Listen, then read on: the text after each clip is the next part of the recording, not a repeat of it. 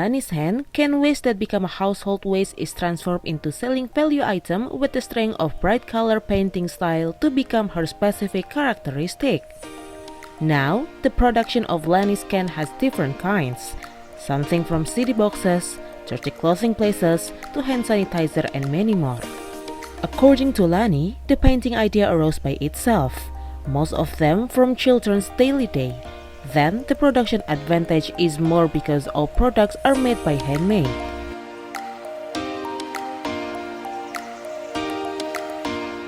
Kalau mengenai ciri khas kaleng Lani ini, alhamdulillah sudah bertahan selama 21 tahun ya. Itu mungkin salah satunya adalah karena ciri khasnya. Jadi ciri khasnya lukisan saya itu memang karakternya anak-anak, terus warnanya cemerlang, terus bisa custom. Jadi mungkin itu yang paling ini ya, jadi ciri khasnya. Jadi bisa custom, jadi mereka bisa request pakai nama, mereka bisa request ciri-ciri orangnya seperti apa, misalnya mau pakai kacamata, terus mereka hobinya apa, itu bisa saya gambarkan semua di lukisan itu gitu. Jadi misalnya bisa bentuk ke keluarga, satu keluarga, atau misalnya kita mau ngasih kado ke kerabat atau apa, itu semua bisa custom gitu.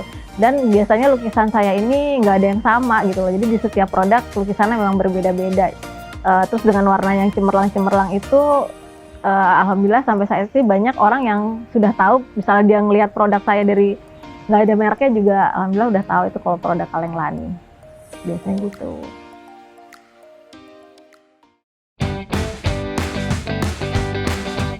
Kalau cara mempromosikannya ya sebenarnya saya kan nggak terlalu pintar di marketing ya. Jadi sebenarnya kalau zaman dulu pas ketika belum ada medsos itu, kan alhamdulillah saya mertua saya punya restoran. Jadi saya dikasih space sedikit untuk display hasil karya saya.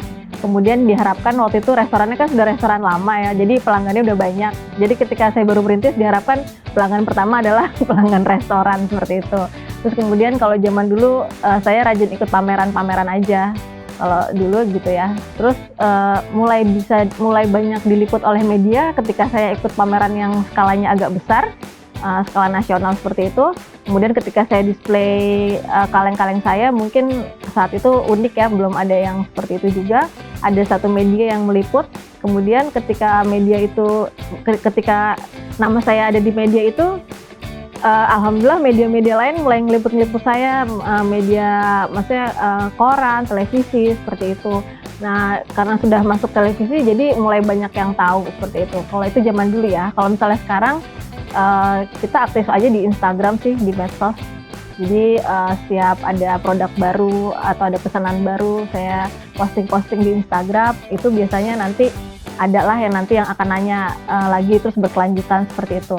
Dan sebenarnya yang paling efektif juga, kita selalu menyertakan stiker di setiap produk kita gitu. Jadi di setiap produk yang saya bikin itu pasti ada stikernya. Di situ ada alamat saya, ada nomor WA, nomor Instagram, Facebook, semua itu sangat efektif juga sih.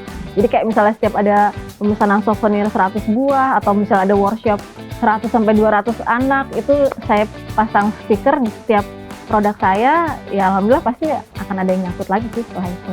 Gitu.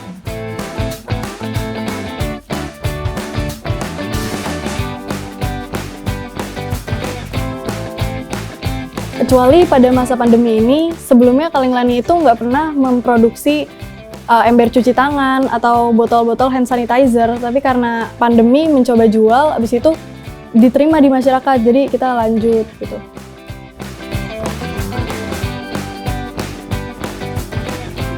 Pengalaman yang tidak ngenakin sih pernah, waktu itu ada dari luar kota, dia beli barang cukup banyak, habis itu dia udah bayar pembayaran awal, udah DP, tapi pas barangnya udah kita selesaikan dan kita kirim, dia nggak bayar pelunasannya. Jadi sekarang kalau orang mau beli dengan jumlah yang cukup banyak atau dari luar kota, biasanya kita pelunasan dulu, tunggu dia pelunasan, baru kita kirim barangnya.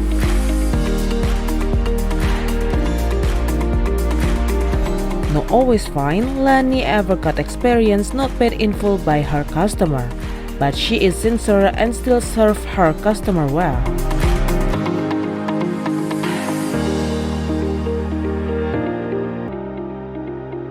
Bagian yang tersulit biasanya sih Mas, ada kadang yang pesanan yang namanya banyak, nah terus kecil-kecil hurufnya. Nah, mungkin di bagian itu yang sulit karena kan kita harus detail pewarnainya gitu. Jadi agak sulit, nah itu menurut saya. Gitu, seperti itu.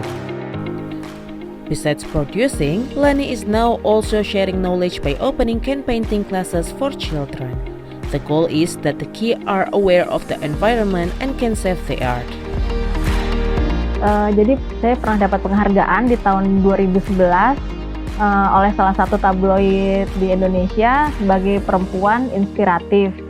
Salah satu penilaiannya itu sepertinya karena saya mendaur ulang sampah-sampah yang sudah tidak bermanfaat, saya manfaatkan lagi menjadi barang yang bernilai ekonomis. Jadi sepertinya saya direkomendasikan. Jadi tabloid itu tuh setiap tahun mengadakan penghargaan untuk wanita-wanita, cuman kategorinya bermacam-macam. Nah, ketika tahun 2011 itu sepertinya kategorinya tuh daur ulang, bertema tentang daur ulang lingkungan.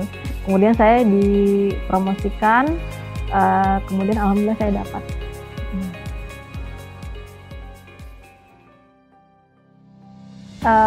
Pengalaman unik ketika saya memulai usaha ini setelah 10 tahun saya berusaha, usaha di bidang kaleng ini, kemudian ada yang menawarkan untuk bikin buku. Itu menurut saya unik karena saya saya hanya bisa menggambar tapi kurang bisa mengapresiasikan itu di dalam dalam tulisan. Terus kemudian ada yang menawari saya untuk bikin buku, kemudian kami berkolaborasi. Saya yang menyiapkan materinya, kemudian mereka yang menyiapkan tulisan-tulisannya seperti itu, dan alhamdulillah akhirnya jadilah buku step by step cara melukis kaleng dan bagaimana memulai usaha melukis kaleng seperti itu. Having a noble vision, mission, preserving the environment and protecting the earth. Because of the mission, Lani gets an award from the media as an inspiring woman. Not getting there, Lani also had a corporation over to make a book.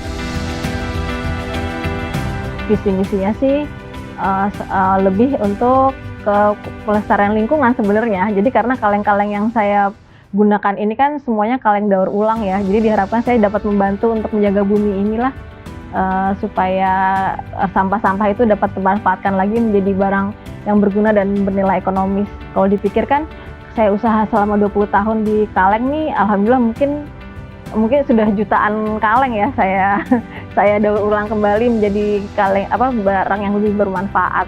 Semoga kedepannya banyak juga yang mengikuti jejak saya mendaur ulang sampah-sampah menjadi barang-barang yang bisa berguna lagi dan bernilai ekonomis.